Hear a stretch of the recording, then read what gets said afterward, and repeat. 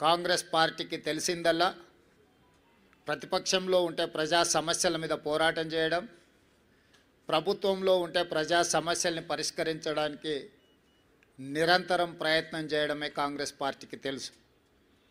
అందుకే శతాబ్దం పైగా ప్రజల ఆశీర్వాదంతో మనుగడ సాధిస్తుంది కాంగ్రెస్ పార్టీ. అంటే ఈ సూత్రాన్ని తూచా తప్పకుండా పాటించడం వల్లనే ఎన్ని ఒడిదుడుకులు వచ్చినా, ఎన్ని గెలుపు ఓటములు వచ్చినా కాంగ్రెస్ పార్టీ ఇంకా ప్రజల మధ్యన మనుగడ సాధిస్తున్నది.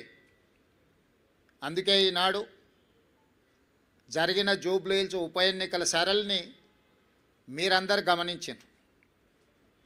ఇందులో ప్రజలు విలక్షణమైన తీర్పునివ్వడమే కాకుండా పోలైన ఓట్లలో 51% కాంగ్రెస్ పార్టీకి ఓటు వేయడం ద్వారా ఎప్పుడూ లేనంత బలం, ప్రజాబలం ఈనాడు కాంగ్రెస్ పార్టీకి వచ్చింది, కాంగ్రెస్ పార్టీకి చెందింది.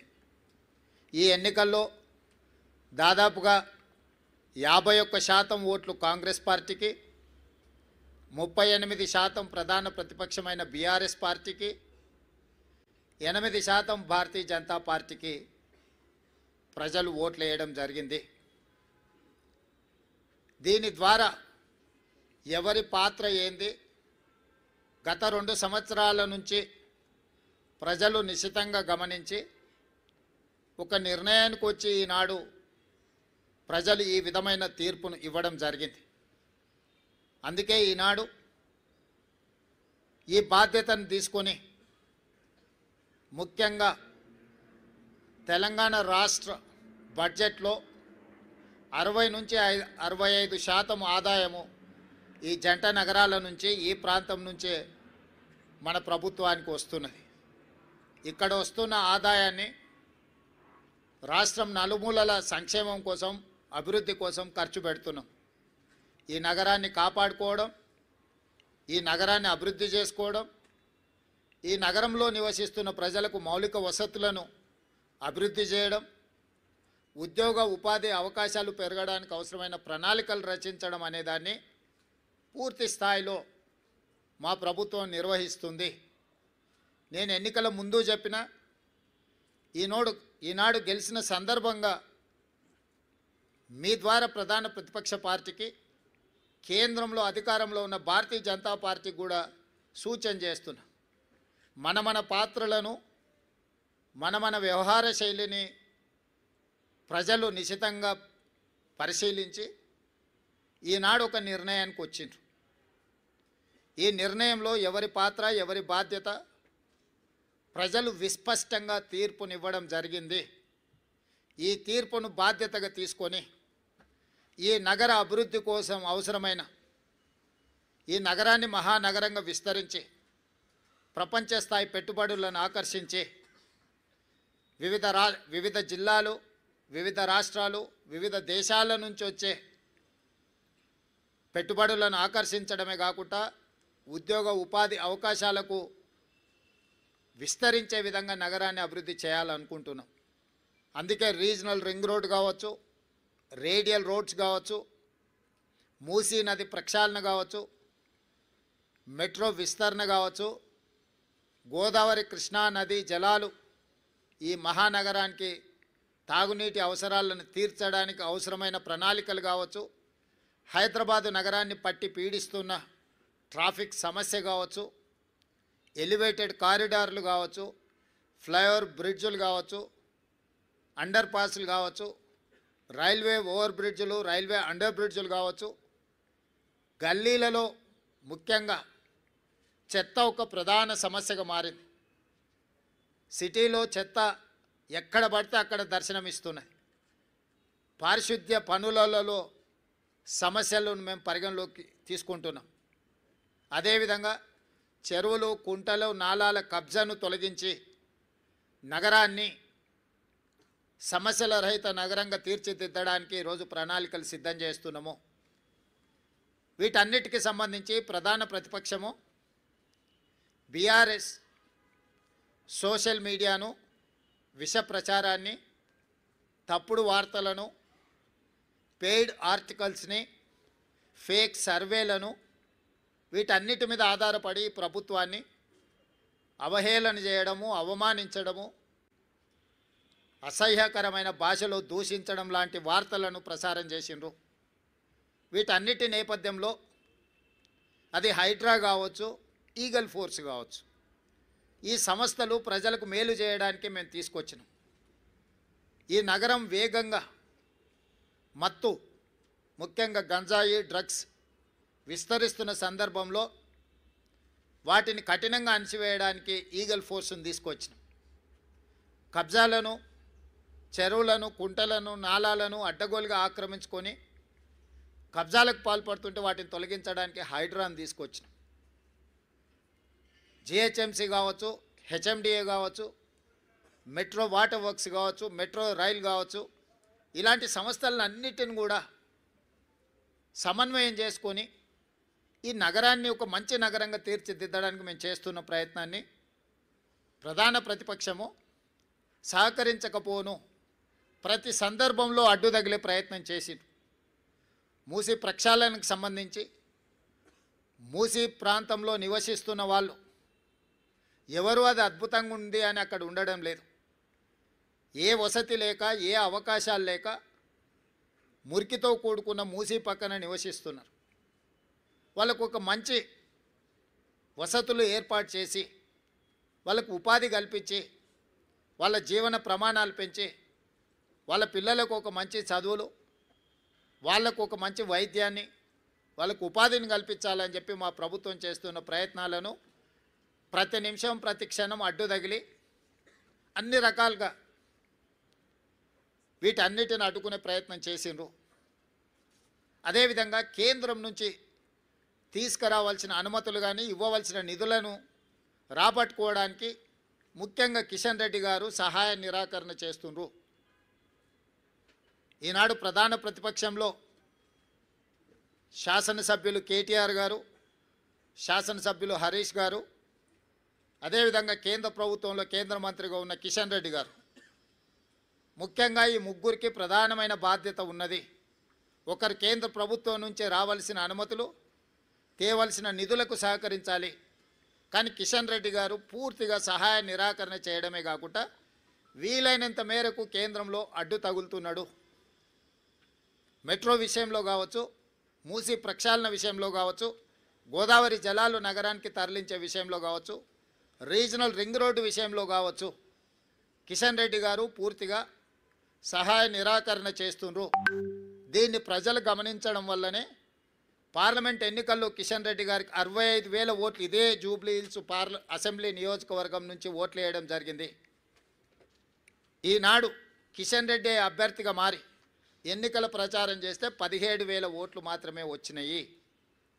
అంటే ఆనాడు కిషన్ రెడ్డికి వచ్చిన ఓట్లలో 25% మాత్రమే వచ్చి ఈరోజు భారతీయ జనతా పార్టీ డిపాజిట్ జప్తు అయిపోయింది. దీన్ని బట్టి కిషన్ రెడ్డి గారు తన వ్యవహార శైలిని మార్చుకోవాల్సిన అవసరం ఉన్నది. ఇది భూకంపం వచ్చే ముందు భూమి కొద్దిగా కదులుతుంది, అంటే అలర్ట్ చేస్తుంది సిస్టమ్ని. ఎప్పుడు కూడా ఒకేసారిగా రెక్టర్ స్కేల్ మీద పెద్ద ఎత్తున భూకంపం రాదు, ముందు మనల్ని అలర్ట్ చేస్తుంది సిస్టమ్. అలర్ట్ చేసినా మనం తేరుకోకపోతే ఆ ప్రకంపనలు భూకంపంగా మారి అందులో కలిసిపోవడమే కాదు, కాలగర్భంలో కలిసిపోతాం. భారతీయ జనతా పార్టీ ముఖ్యంగా కిషన్ రెడ్డి గారు మీ నాయకత్వంలో మిమ్మల్ని 2014, 2019, 2023 3 సార్లు బీజేపీని ప్రాంతం నుంచి గెలిపించడం జరిగింది. మొన్న జరిగిన మీ పార్లమెంట్ ఎన్నికల్లో మీకు 65,000 ఓట్లు వస్తే ఈనాడు మీరే అభ్యర్థిగా మారి ఎన్నికలు చేస్తే 17,000 ఓట్లు వచ్చి మీ డిపాజిట్ పోయింది. కాబట్టి ఈరోజు ప్రజలు, జంట నగరాలలో ప్రజలు మెట్రో విస్తరణ కోరుకుంటున్నారు, గోదావరి జలాలు రావాలనుకుంటున్నారు, మూసీ ప్రక్షాళన జరగాలనుకుంటున్నారు. రీజనల్ రింగ్ రోడ్డు, రేడియల్ రోడ్స్తో పాటు తెలంగాణ రాష్ట్రానికి వచ్చే పెట్టుబడులను ఒత్తిడితో ఇతర రాష్ట్రాల కేంద్ర ప్రభుత్వం తీసుకెళ్తున్నప్పుడు మీరు అడ్డుకోకుండా ప్రేక్షక పాత్ర వహించిందని చెప్పి ఈ ప్రాంతంలో చదువుకున్న వాళ్ళు, పేదలందరూ ఆలోచన చేయబట్టి ఈరోజు బీజేపీకి పరిస్థితి దాపురించింది. ఈ ఫలితాల తర్వాత కిషన్ రెడ్డి గారు తన వ్యవహార శైలిని మార్చుకొని తెలంగాణ రాష్ట్ర ప్రభుత్వంతో సహకరించి తెలంగాణ ప్రజల యొక్క అభివృద్ధి, ముఖ్యంగా ఈ మహానగర అభివృద్ధి కోసం సహకరించాల్సిందిగా వారికి విజ్ఞప్తి చేస్తున్నా. ఇది భూకంపం ముందు జరిగిన చిన్న ప్రకంపన మాత్రమే భారతీయ జనతా పార్టీకి. ఈ ఇండికేషన్ కిషన్ రెడ్డి గారు అర్థం చేసుకుంటే భవిష్యత్తులో వారి యొక్క రాజకీయ పరిస్థితి కాస్తైనా మెరుగ్గా ఉంటుంది. కాబట్టి వారు ఈ ఫలితాలను విశ్లేషించుకొని ముందుకు రావాల్సిందిగా, కాంగ్రెస్ పార్టీ ఎన్నికలు వచ్చినప్పుడే రాజకీయాలు మాట్లాడుతుంది, మిగతా సమయంలో రాజకీయాల జోలికి వెళ్ళాం, రాజకీయ విమర్శలు చేయము, సంక్షేమము అభివృద్ధిని రెండు కళ్ళలాగా భావించి ముందుకు వెళ్ళాలనుకుంటున్నాం. కిషన్ రెడ్డి గారు, తెలంగాణ రాష్ట్ర ముఖ్యమంత్రిగా మిమ్మల్ని సాదరంగా ఆహ్వానిస్తున్న సచివాలయానికి రండి. కేంద్రంలో మన పెండింగ్ ఉన్న ప్రాజెక్టుల విషయంలో మనం చర్చించుకుందాం. మేము ఎన్నిసార్లు మీటింగ్ పెట్టినా రాలేదు. నేను మా ఉప ముఖ్యమంత్రి గారికి సూచన చేసి ఢిల్లీలో కూడా పెడితే కిషన్ రెడ్డి గారు రాలేదు. ఇప్పుడు మళ్ళీ డిసెంబర్ 1 నుంచి పార్లమెంట్ సమావేశాలు రాబోతున్నాయి కాబట్టి ఉప ముఖ్యమంత్రి గారికి నేను వేదిక మీద నుంచి సూచన చేస్తున్నా.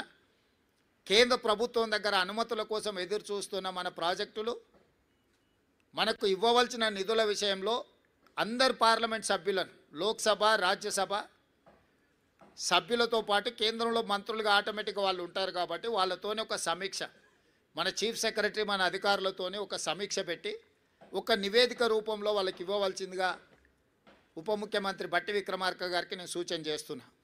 ఎందుకంటే ఆ నివేదిక చేతిలో ఉంటే మన రాజ్యసభ ఎంపీలు, లోక్సభ ఎంపీలు అవకాశం వచ్చినప్పుడు పార్లమెంట్లో మాట్లాడటమే కాకుండా కేంద్ర మంత్రుల దగ్గరికి వెళ్ళి మా ఈ ప్రాజెక్టులు పెండింగ్ ఉన్నాయి, అనుమతి ఇవ్వండి అని అడగడానికి, విజ్ఞప్తి చేయడానికి, తెలంగాణ రాష్ట్ర అభివృద్ధికి అవసరమైన ప్రణాళికలు రచించుకోవడానికి అవకాశం ఉంటుంది. కాబట్టి డిసెంబర్ 1 నుంచి పార్లమెంట్ సమావేశాలు రాబోతున్నాయి కాబట్టి ఈలోగానే ముందస్తుగా సమాచారం ఇచ్చి బండి సంజయ్ గారికి, కిషన్ రెడ్డి గారికి, బీజేపీ ఎంపీలకు, బీఆర్ఎస్ రాజ్యసభ ఎంపీలకు, మన ఎంపీలందరికీ కూడా ఒక power point presentation with officers వాళ్ళకు ఒక అవగాహన కల్పించి పూర్తి స్థాయిలో ఆ ప్రయత్నం చేయాల్సిందిగా వారికి నేను సూచన చేస్తున్నా.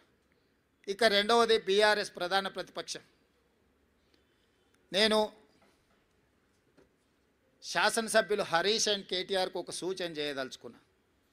హరీష్ రావు గారు, మీ అసూయను కొంచెం తగ్గించుకోండి. కేటీఆర్, నీ అహంకారాన్ని కొద్దిగా తగ్గించుకో. మీ వయసు నాకంటే తక్కువే. ఇంకా చాలా రోజులు మనం రాజకీయాలలో కొనసాగాల్సిన అవసరం ఉన్నది. అధికారం అనేది ఎవరికీ శాశ్వతం కాదు. అధికారం అనేది వారసత్వ సంపద కాదు. మన తాతలు ముత్తాతల నుంచి వచ్చిన సంపద అయితే అది మనకే చెందుతుంది. మనకు కూడా ఇంట్లో ఆడపిల్లలు వచ్చి వాటా అడిగితే ఎన్టీ రామారావు గారు తీసుకొచ్చిన ఆడపిల్లలకు కూడా ఆస్తిలో సమాన హక్కు కల్పించిన తర్వాత దాంట్లో ఆడపిల్లలు కూడా వాటా అడుగుతారు. అది కూడా పూర్తిగా మనకు రాదు. ఈరోజు తెలంగాణ ప్రజలు స్పష్టంగా 2023 శాసనసభ ఎన్నికల్లో చంద్రశేఖరరావు గారే కాలుకు బల్పం కట్టుకొని తెలంగాణ నలుమూలలు తిరిగినప్పుడు మేమందరం కలిసి, సిఎల్పి నాయకుడిగా బట్టి విక్రమార్క గారు, పిసిసి ప్రెసిడెంట్గా నేను, ఉత్తమ్ కుమార్ రెడ్డి గారు, కోమటిరెడ్డి గారు, ఇక్కడ వేదిక మీద ఉన్న పెద్దలందరూ, పొంగులేటి శ్రీనివాసరెడ్డి గారు, ప్రతి ఒక్కరి సహకారం తీసుకొని మేము తెలంగాణ నలుమూలల మేమందరం కలిసి ఒక ప్రయత్నం చేసినాం. ప్రజలు స్పష్టమైన తీర్పిచ్చి 65 సీట్లు మాకు, మా పక్షాలకు, అదేవిధంగా 39 సీట్లు మీకు ఇవ్వడం జరిగింది. 39.5% ఓట్లు మాకిస్తే 37% ఓట్లు మీకు ఇచ్చారు. 8 సీట్లు బీజేపీకి ఇచ్చారు, 7 సీట్లు ఎంఐఎంకి ఇచ్చారు. ఇదొక ప్రణాళిక. సరిగ్గా 6 నెలలు తిరిగే లోపల పార్లమెంట్ ఎన్నికలు జరిగినాయి. పార్లమెంట్ ఎన్నికల్లో మా 39.5% ఓటు కాస్త 41%కి పెరిగింది. 8 పార్లమెంట్ సీట్లు మాకు ఇచ్చిండ్రు. 35% ఓట్లతోటి 8 పార్లమెంట్ సీట్లు బీజేపీకి ఇచ్చిండ్రు, 1 సీటు ఎంఐఎంకి ఇచ్చిండ్రు. అంటే అసెంబ్లీ నుంచి పార్లమెంటు ఎన్నికలు వచ్చినప్పుడు మాకు ఆ రోజు 65 అసెంబ్లీ సీట్లలో మెజారిటీ ఇచ్చారు. 8 పార్లమెంట్లు గెలిచినా స్పష్టంగా 65 అసెంబ్లీ సీట్లలో కాంగ్రెస్ పార్టీకి అబ్సల్యూట్ మెజారిటీ వచ్చింది. అంతకుముందు మా సింబల్ మీద గెలిచింది 64, అలయన్స్తో గెలిచింది ఒక సీటు. కానీ మా సింబల్ మీదనే 119 అసెంబ్లీలలోనే మెజారిటీ లెక్కేస్తే 65 సీట్లలో అబ్సల్యూట్ మెజారిటీ పార్లమెంట్ ఎన్నికల్లో కాంగ్రెస్ పార్టీకి ఇచ్చిండ్రు. రెండవ లిట్మస్ టెస్టు 6 నెలల్లోనే తెలంగాణ రాష్ట్ర స్థాయిలో ఎన్నికలు జరిగి 1.5% ఓట్లు పెరగడమే కాకుండా ఒక సీటు కూడా పెరిగింది. ఈరోజు ఈ ఎన్నికల్లో ఈనాడు కాంగ్రెస్ పార్టీకి 51% ఓట్లు పోలైన దాంట్లో 51% ఓట్లు, మోర్ దాన్ 50% ప్రజలు కాంగ్రెస్ పక్షాన నిలబడ్డరు. ఈరోజు బీఆర్ఎస్కు 38%, బీజేపీకి 8% ఇచ్చి బీఆర్ఎస్ బీజేపీ కలిసిన అంతకంటే అధిక శాతం ఓట్లు ఇచ్చి కాంగ్రెస్ పార్టీకి ప్రజలు అండగా నిలబడి మా ప్రభుత్వాన్ని ఆశీర్వదించి 51% ఓట్లతోని ఈరోజు జూబ్లీహిల్స్ ఉప ఎన్నికల్లో కాంగ్రెస్ అభ్యర్థి నవీన్ యాదవ్ గెలవడం జరిగింది. దీన్ని అర్థం చేసుకున్నాకైనా ప్రభుత్వం చేపడుతున్న అభివృద్ధి కార్యక్రమాలు, సంక్షేమ కార్యక్రమాలు కొనసాగుతున్నాయి. కొనసాగడానికి ఇంకా కొంత సమయం పడుతుంది, అమలు చేయడానికి సమయం పడుతుంది. ఆర్థిక పరిస్థితి ఏ విధంగా ఉందో వివరించడం, వీటన్నిటిని కూడా తీసుకొని ముందుకు వెళ్తున్నామని ప్రజలు ఒక అభిప్రాయానికి వచ్చి మాకు అవకాశం ఇస్తూ వస్తున్నారు. కాబట్టి ఇప్పుడు ప్రతిపక్షము కొంత సంవయనం పాటించాలి. అందుకే నేను హరీష్ రావు గారికి అసూయ తగ్గించుకోమని సూచన చేస్తున్నా. వారు శాసనసభలో ఆ కుర్చీలో కూర్చొని ఇటువైపు చూసే చూపులు చూస్తే నిజంగానే ఆ చూపులగిన శక్తి ఉంటే ఇక్కడ పక్కన మొత్తం మాడి మసైపోయి బూడిదైపోయి భూమిలో కలిసిపోయేటట్లాంటి ఇట్లా ఏమంటారు మొహమంతా పెంజరించుకొని ఇట్లా అంటే ఇట్లా రక్తమంతా మొహంలోకి తెచ్చుకొని కందిపోయినట్టు మొహం పెట్టుకొని ఇది చూస్తుంటాడు. అది ప్రజలు గమనిస్తున్నారు. కేటీఆర్ గారు అహంకారం, అధికారం పోయినా ఈయన అసూయ పోలేదు, ఆయనకు అహంకారం పోలేదు. వీళ్ళిద్దరి నాయకత్వాన్ని ప్రజలు ఆమోదిస్తారని వీళ్ళు ఎట్లా భావిస్తున్నారో నాకు అర్థం కాలే. కాబట్టి నా సూచన, ఒక 2 సంవత్సరాలు ఓపిక పట్టండి. ఇంకా 3 ఏళ్ళు ఉంది జనరల్ ఎలక్షన్కి. చివరి సంవత్సరంలో రాజకీయాలు చేద్దాం. 2 సంవత్సరాలు సహకరించండి. ప్రతిపక్షంగా మీరు సూచన చేయండి, సమస్యల్ని లేవనెత్తండి, ప్రభుత్వానికి విజ్ఞప్తి చేయండి, అవసరం అనుకుంటే నిరసన తెలపండి, ధర్నా చేయండి. ప్రజా సమస్యల మీద మాకు అభ్యంతరం లేదు, మేము అనుమతులు ఇస్తున్నాము. చట్టసభలలో చర్చలు చేయండి, ప్రభుత్వాన్ని ప్రశ్నించండి. తప్పుడు ప్రచారము, నువ్వు డబ్బులు ఇచ్చి పెట్టుకున్న సోషల్ మీడియా నువ్వు చెప్పిందే రాస్తాడు. నువ్వు చెప్పిందే రాసి నువ్వే చదివిది నిజం అనుకొని భ్రమలకు లోనై ఫేక్ ప్రతిదీ నవీన్ యాదవ్ ఇట్లా మాట్లాడిండు, లేకపోతే బట్టి విక్రమార్క గారు ఆ విధంగా అన్నాడు. అంటే ఫేక్ న్యూస్ నువ్వే క్రియేట్ చేసి ఆ ఫేక్ న్యూస్ నువ్వే నమ్మి నువ్వే కొద్దిమందికి సర్వేల పేరు మీద నగదిచ్చి మనందరం ఇక్కడనే ఉన్నాము. ప్రతి ఒక్కరికి ఇంకొకరు తెలిసిన వాళ్ళే ఉంటారు. నాకు ప్రత్యక్షంగా తెలియకపోతే అమర్ గారికి తెలుస్తుంది ఆ సర్వే చేసిన ఆయన వెనకాల ఎవరు ఉన్నారు ఏమున్నదని. వారిని అడిగితే నాకు చెప్పడా, వారిని అడిగి నిన్న మొన్న జరిగిన సర్వేలు అన్నీ కూడా నేను మీట్ ది ప్రెస్ రోజు కూడా మీకు అందరికీ చెప్పిన. సరే, వాళ్ళు ఎన్నికల్లో నెగ్గడానికి ఏదో ఇట్లాంటి ప్రయత్నాలు చేస్తారే, మీ విశ్వసనీయత పోగొట్టుకోకండి, వాటిని ప్రసారం చేసి అని చెప్పి ఛానల్స్ అండ్ పేపర్స్ కూడా నేను రిక్వెస్ట్ చేసిన. ఇప్పుడు నిజాలు తెలిసినాయి కదా, నేను ఆ రోజు కూడా చెప్పిన. నేను ఈరోజు ప్రత్యేకంగా ప్రెస్ మీట్ పెట్టడానికి మీకోసమే మీట్ ది ప్రెస్ రోజు నేను చెప్పిన, బీఆర్ఎస్ ఓడుతుంది, బీజేపీ డిపాజిట్ జప్తు అవుతుందని ఆ రోజు చెప్పిన. మీరు అడిగితే అవునా, ఎగ్జాక్ట్గా అదే జరిగింది కదా. కానీ ఈ లోపల సరే సర్వే వాళ్ళని నేను తప్పు పట్టను, వాళ్ళ జీవనాధారం ఇది వచ్చినప్పుడే వాళ్ళకు ఉపాధి, మళ్ళీ నెక్స్ట్ ఎన్నికలు వచ్చేటప్పటి వరకు వాళ్ళు వాళ్ళ లైఫ్లో వాళ్ళ కంఫర్ట్స్తో ఉండాలంటే ఏదో ఒకటి. కానీ మీ క్రెడిబిలిటీ పోయిన తర్వాత మీ సంస్థనే మిగలదు. పెయిడ్ ఆర్టికల్స్ కోసము, పెయిడ్ న్యూస్ టెలికాస్ట్ కోసము సంస్థలు కూడా వ్యాపార దృక్పథంతో ఇట్లాంటి తప్పుడు ప్రచారాలు చేస్తే ఆ తప్పుడు ప్రచారాలు కొద్ది రోజుల్లో తేటతెల్లమైనప్పుడు వచ్చే సమస్యలను కూడా మీడియా సంస్థలు దృష్టిలో పెట్టుకోవాలి. అంతెందుకు ఈరోజు ఉదయం 3వ రౌండ్లో మాకు 3500 మెజారిటీ వస్తే మూడో రౌండ్లో బీఆర్ఎస్కు 211 ఓట్ల మెజారిటీ వచ్చింది. ఇంకా బీఆర్ఎస్ హవా మొదలైపోయిందని చెప్పి పెద్ద ఛానల్స్ పెద్ద పెద్ద బ్రేకింగ్, నేను టీవీ పగిలిపోతుందేమో అనుకున్నా, ఎర్ర ఇట్లా ఊగిపోతుంటేదో అయినట్టే ఉందని. తప్పు ఆ సమాచారం అంటే దబాయిస్తున్నారు ఉల్టారే. మాకు తెలుసా మీకు తెలుసా, మా వాడు లోపల నుంచి పంపిస్తుండని.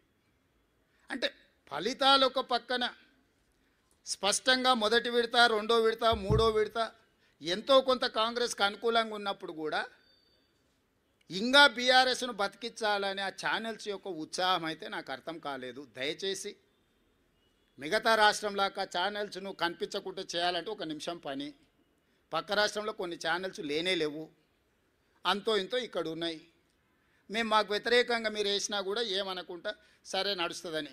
కానీ వాస్తవాలు ఒక పక్కన ఎన్నికల కమిషన్ ఇస్తున్న ఫలితాలను కాదని టీవీ ఛానల్స్ ఫలితాలను ఇస్తే ఎట్లా? మీరే ఎన్నికల్ని నిర్వహిస్తారు, మీరే ఎన్నికల ఫలితాలు ప్రకటిస్తారు, మీరే అభ్యర్థులను కూడా గెలిపించి సర్టిఫికేట్ ఇస్తారా ఏంది? నిన్నగాక మన కామారెడ్డిలో ఒక అమ్మాయి ఎవరో పోయారట, నా కలెక్టర్ వచ్చింది పోస్టింగ్ అని వాళ్ళ ఇంటి వాళ్ళని బ్లఫ్ చేయడానికి. అట్లా మీరేమైనా అభ్యర్థిని అసెంబ్లీకి పంపిస్తారా ఏంది సర్టిఫికేట్ ఇచ్చి టీవీ ఛానల్స్ వాళ్ళు పేపర్లో?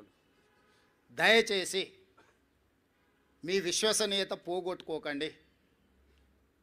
మీకు మా పట్ల వ్యతిరేకత ఉంటే ఇంకో రూపంలో ఏదైనా చూపించండి. మీ యజమానులకు ఏదైనా వ్యాపారాలకు సంబంధించిన అంశాలు ఏమని ఉంటే అది ఇంకో దగ్గర చూసుకోండి. కానీ ఈ ఛానల్స్లలో మరీ ఇంత బరితెగింపు, అడ్డగోలుతనము, ఆ పార్టీల కంటే ముందే ఆ పార్టీ వాళ్ళని వచ్చి క్లెయిమ్ చేయాలి. కనీసం మాకు మూడో రౌండ్లో మెజారిటీ వచ్చింది, ఇక మా హవా జరుగుతుంది, అదే ఏంటి పర్వాలేదు. వాళ్ళ తరఫున మీరే ఒకాలతో పుచ్చుకొని మీరే అడ్డగోలు వేసేసి 3569 ఓట్లు ఎన్నో మూడో రౌండ్లో, ఓన్లీ 1 రౌండ్లో 3000 చిల్లర నాకు మెజారిటీ ఉంటే మీరు 211 ఓట్లు మెజారిటీ ఉంది అని చెప్పి బీఆర్ఎస్కు మెజారిటీ ఉంది, ప్రభంజనం మొదలైందని మీరు ఇట్లాంటి విధానము ఇది తెలంగాణ రాష్ట్రానికి మంచిది కాదు. దయచేసి ఈ ఫలితాలు విశ్లేషణలు మీరందరూ చెయ్యండి.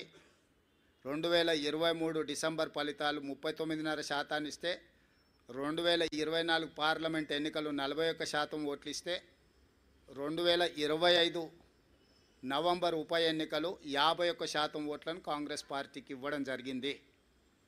ఈనాడు సమిష్టిగా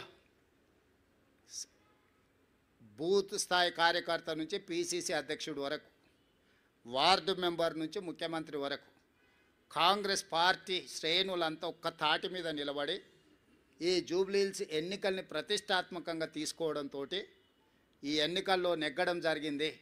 కాంగ్రెస్ మొత్తం ఒక్క తాటి మీద ఉన్నప్పుడు ఎవరి తాత కూడా కాంగ్రెస్ పార్టీని ఓడించలేడు. ఇది మళ్ళోసారి నిరూపితమైంది.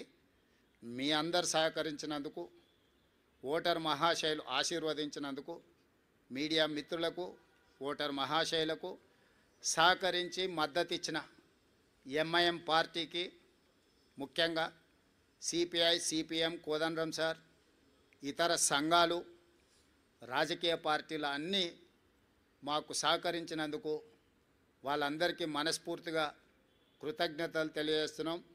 खासकर इस बाई इलेक्शन चुनाव में एमआईएम हम साथ हमारे लिए कांग्रेस पार्टी को मदद देकर इस चुनाव में ये जीत हासिल करने के लिए जो मदद किया, एमआईएम सदर असदुद्दीन ओवैसी, उनके भाई अकबरुद्दीन ओवैसी को कांग्रेस पार्टी के तरफ से, हमारे कांग्रेस कार्यकर्ता के ओर से हम धन्यवाद बोलना चाहता है. आने वाले दिनों में भी हम सबको साथ लेकर तेलंगाना तरक्की के लिए हम कोशिश करेंगे. इसमें हम कामयाब हो जाएंगे.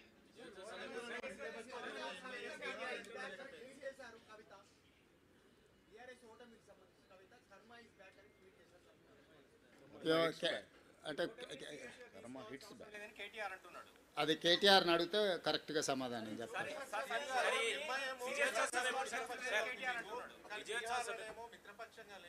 ఇక్కడ మీ కాంగ్రెస్ నేతలే ఎంఐఎం బీజేపీ బి టీం అంటున్నారు. ఇక్కడ మిత్రపక్షం బి టీమా మిత్రపక్షమా? ఇక్కడ మిత్రపక్షం ఉంది, బీహార్లో మిత్రపక్షం లేదు. అసలు కాంగ్రెస్ ఓవరాల్ పాలసీ ఏంటి? భారతదేశము రాష్ట్రాల సమీకరణ తెలుసు కదా. ఏ రాష్ట్రంలో ఆ రాష్ట్రంలో ఉండే నైసర్గిక పరిస్థితులను బట్టి, అక్కడ వాతావరణాన్ని బట్టి అక్కడ పంటలు పండుతాయి, అంతేనా? అదే జాతీయ పార్టీ కానీ యూనియన్ ఆఫ్ స్టేట్స్ ఇది. జాతీయ పార్టీ కూడా ప్రతి రాష్ట్రానికి ఒక పీసీసీ అధ్యక్షుడిని ఎందుకు వేస్తున్నారు? ఒకే అధ్యక్షుడు జాతీయ స్థాయిలో ఉంటే సరిపోతుంది కదా. ఏ రాష్ట్రాలకు ఆ స్థానిక పరిస్థితులను బట్టి నిర్ణయాలు తీసుకోవడానికి వెసులుబాటు కాంగ్రెస్ పార్టీ కల్పిస్తుంది. ఆ వెసులుబాటులో భాగంగానే తెలంగాణ రాష్ట్రంలో కాంగ్రెస్ పార్టీ నిర్ణయాలు తీసుకున్నది. మాకు కలిసి వచ్చినందుకు ఎంఐఎంకు మేము ధన్యవాదాలు తెలియజేస్తున్నాం.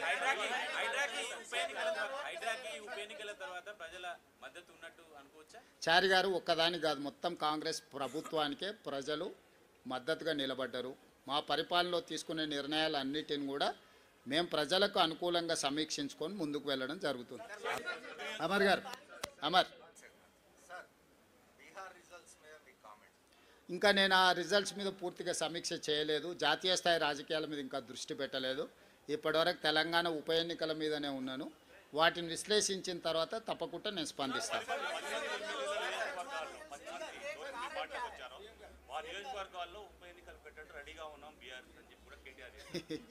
ఇక ఇప్పటి దగ్గర నేను అదే చెప్పిన, మళ్ళా అదే మాటలు మాట్లాడుతున్నాడు. కాబట్టి ఇవన్నీ నేను అందుకే చెప్తున్నా, నేను సూచన చేస్తున్నా. తెలంగాణ మంచి కోసం, వాళ్ళ భవిష్యత్తు కోసం ఇద్దరికి సూచన చేస్తున్నా.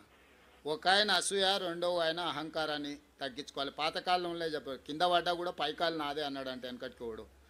కాబట్టి ఏది ఎట్లొస్తే అది అట్లా వస్తుంది. ఇప్పుడు అది ఆయన చేతులు లేదు, నా చేతులు లేదు, స్పీకర్ గారి చేతిలో ఉంది, సుప్రీంకోర్టు చేతుల్లో ఉంది. అది వచ్చినప్పుడు వస్తుంది. ప్రజలు ఇచ్చే తీర్పు తప్పకుండా ఇస్తారు.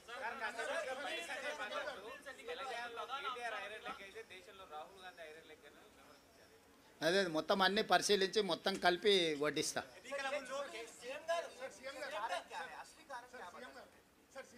सरकार जो काम कर रहा है, सरकार को आशीर्वाद देने के लिए लोग आगे आए, बहुत सारे दिए, एक चीज़ नहीं है. हम पीछे से रेशन कार्ड और फाइन राइस, इंदिरा इंड्लू जो भी बोल रहे हैं ना, इसके साथ साथ हम कितने एम्प्लॉयमेंट क्रिएट किए, लॉ एंड ऑर्डर कितना कंट्रोल किए, ड्रग्स एंड गांजाई कितना हम लोग कंट्रोल किए. इस बार बारिश कितने आए आप देखे ना. इससे पहले 10 सेंटीमीटर बारिश है तो पूरा शहर डूबते थे. इस बार 40 सेंटीमीटर 50 सेंटीमीटर बारिश आए तो भी कोई भी एक कॉलोनी, एक बस्ती पानी में नहीं डूबा. लोग देख रहे हैं, मूसी में किसी को तकलीफ नहीं आया. इस बार पहली बार तेलंगाना हासिल करने के बाद 12 साल में बहुत बार